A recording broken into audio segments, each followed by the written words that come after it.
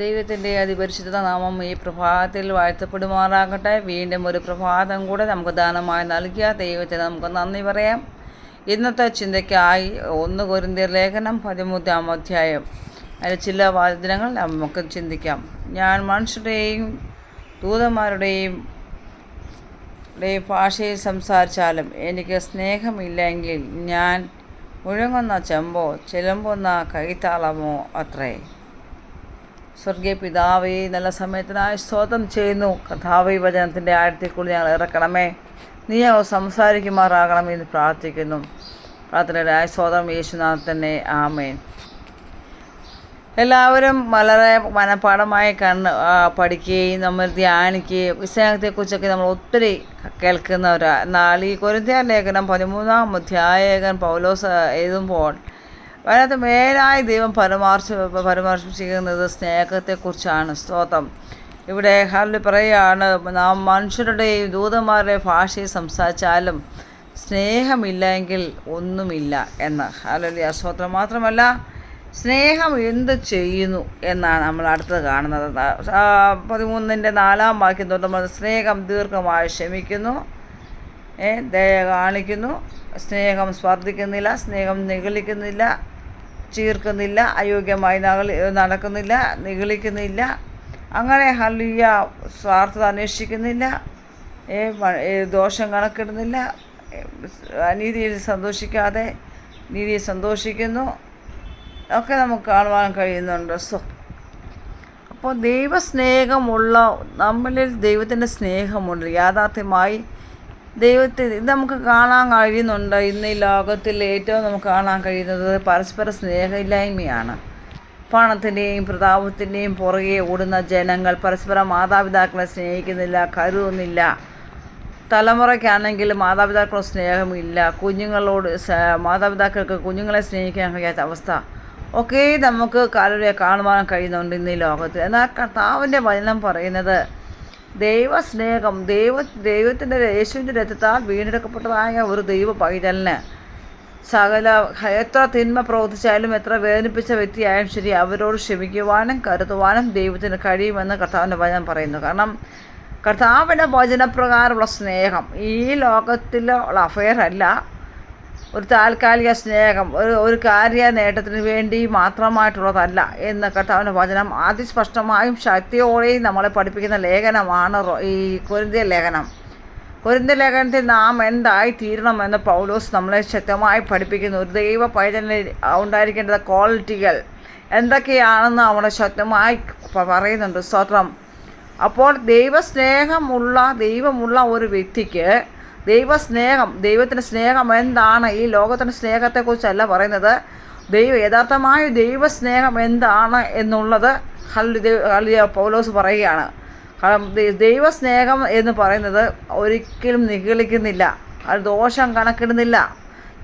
നമ്മളൊരു തിന്മ ചെയ്ത ഒരു വ്യക്തിയോട് നമുക്ക് പൂർണ്ണമായി ക്ഷമിക്കുവാൻ നമുക്ക് കഴിയണം. അതാണ് ദൈവത്തിൻ്റെ സ്നേഹം. കാരണം കാൽവരി ക്രൂശിലെ യേശു നമ്മളെ കാണിച്ചത് ആ സ്നേഹത്തിൻ്റെ ആഴം അത് തന്നെയാണ്. പാപികളെ സ്നേഹിക്കാൻ വേണ്ടി യേശു ക്രൂശിലേക്ക് വന്നു, ഈ ലോകത്തിലേക്ക് വന്നു. നാം പാപികളായിരിക്കുമ്പോൾ തന്നെ ദൈവം നമ്മെ സ്നേഹിച്ചു. പാപത്തെ വെറുത്തു പാപിയെ സ്നേഹിച്ചു എന്നാണ് കർത്താവിൻ്റെ വചനം നമ്മളെ പഠിപ്പിക്കുന്നത്. പ്രിയ ദൈവമക്കളെ, ഈ നാളുകളിൽ നാം ദൈവമക്കൾ എന്ന് പറയുമ്പോൾ നമുക്കും ആ ദൈവത്തിൻ്റെ ആ പിതാവിൻ്റെ ക്വാളിറ്റികൾ നമ്മൾ ഉണ്ടാകുവാൻ കഴിയണം. നാം സ്നേഹിക്കുന്നവരായിത്തീരണം. എങ്ങനെ സ്നേഹിക്കണം?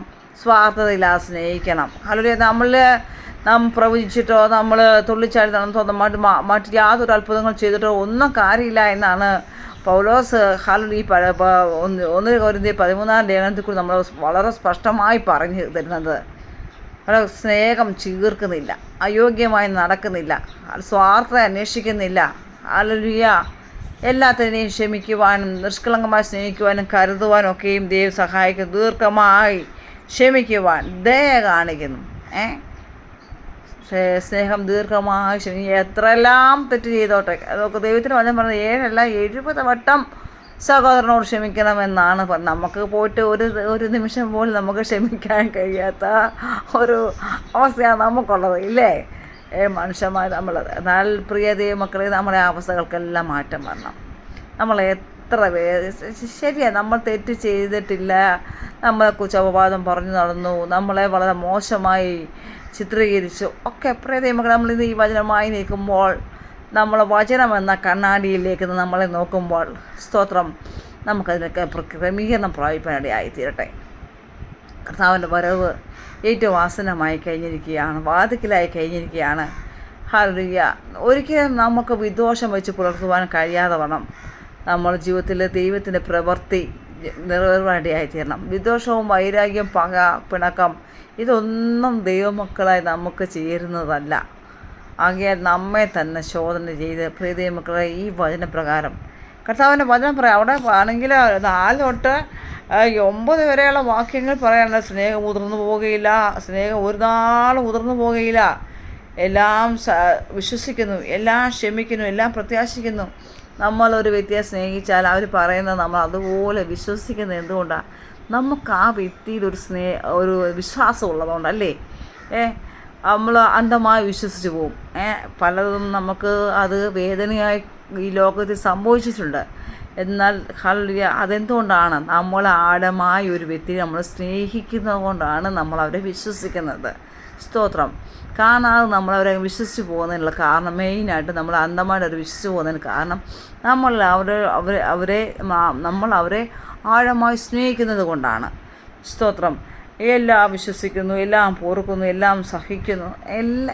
നമുക്ക് ദൈവസ്നേഹം നമ്മുടെ ജീവിതത്തിൽ യാഥാർത്ഥ്യമായിട്ടുണ്ടെങ്കിൽ നമുക്കിതെല്ലാം ചെയ്യാൻ കഴിയും. ദൈവമക്കളെ, എല്ലാം ഈസിയാണ്.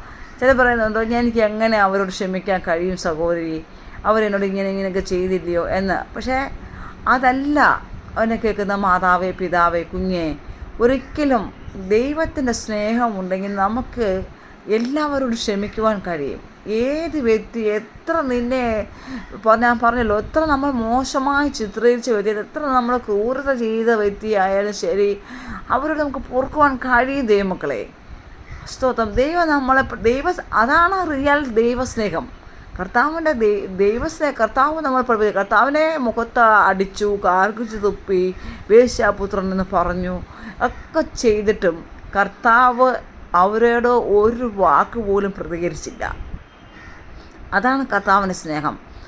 കർത്താവ് ക്രൂശിൽ കിടക്കുമ്പോഴും കർത്താവ് ഇവർ ചെയ്യുന്നത് എന്തെന്നറിയാൽ ഇവരോട് ക്ഷമിക്കണമേ എന്നാണ് പറയുന്നത്. ആ കള്ളനോട് കർത്താവ് ക്ഷമിച്ചു. ആ കർത്താവിനോട് പ്രതീക്ഷയിലുണ്ടായിരുന്നു അല്ലേ.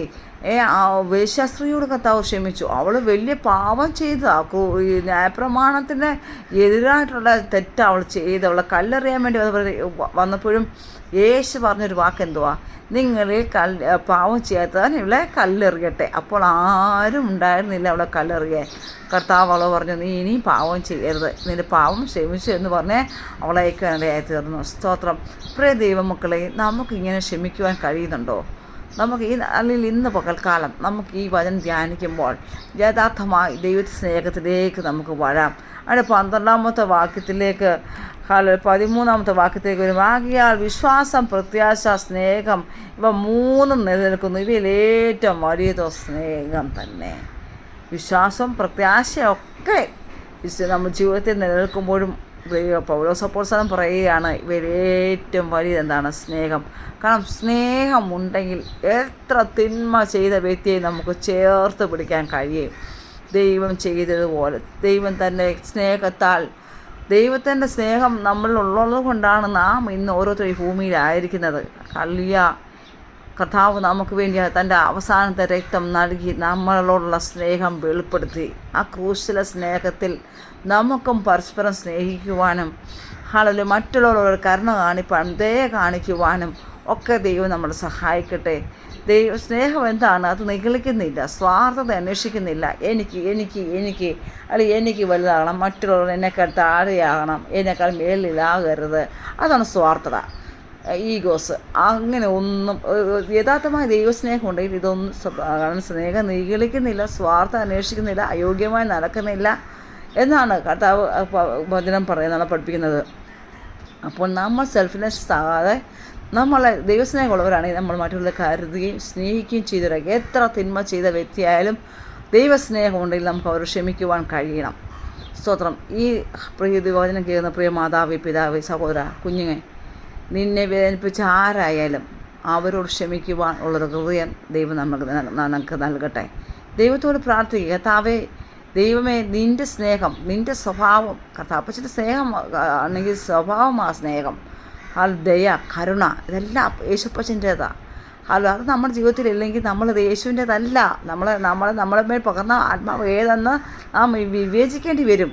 ഏത് സ്പിരിറ്റാണ് നമ്മുടെ മേലുള്ളതെന്ന്. ഒരിക്കലും ഒരു വ്യക്തിയോട് ക്ഷമിക്കാനോ കരുതുവാനോ കരുണ കാണിക്കാനോ ദയ കാണിക്കുന്നില്ലെങ്കിൽ ഓർത്തോണോ അവൻ്റെ മേലുള്ള സ്പിരിറ്റ് നല്ലതല്ല എന്ന്. സ്തോത്രം. എന്നാൽ ഹല്ലേലൂയ, വിശക്കുന്നവന് ആഹാരം നൽകുകയും ഉടുപ്പില്ലാത്തവന് ഉടുപ്പ് കൊടുക്കുകയും ദയ കാണിക്കുകയും ചെയ്യുന്നുവെങ്കിൽ അതാണ് യഥാർത്ഥ ദൈവസ്നേഹം. സ്തോത്രം. ആകിയാൽ ദൈവം നമ്മൾ പഠിപ്പിച്ചതുപോലെ ദൈവത്തെ സ്നേഹത്തിൽ നമുക്ക് ജീവിപ്പാൻ കഴിയട്ടെ. വിശ്വാസം, പ്രത്യാശ ഒക്കെ നിലനിൽക്കുമ്പോൾ ഏറ്റവും വലുത് സ്നേഹം തന്നെ. ആ ദൈവസ്നേഹത്തിൽ ജീവിപ്പാൻ ദൈവം നമ്മളെ തന്നെ ഒരുക്കട്ടെ. ഈ വചനങ്ങളാൽ ദൈവം നമ്മളെ പരസ്പരം അനുഗ്രഹിക്കട്ടെ. God bless you.